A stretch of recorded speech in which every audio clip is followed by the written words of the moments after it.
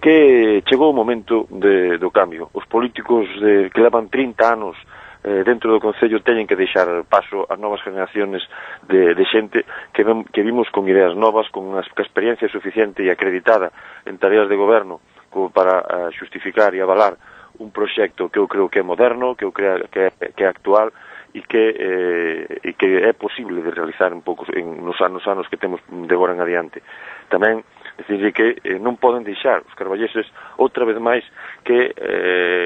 os pactos insalubres entre forzas políticas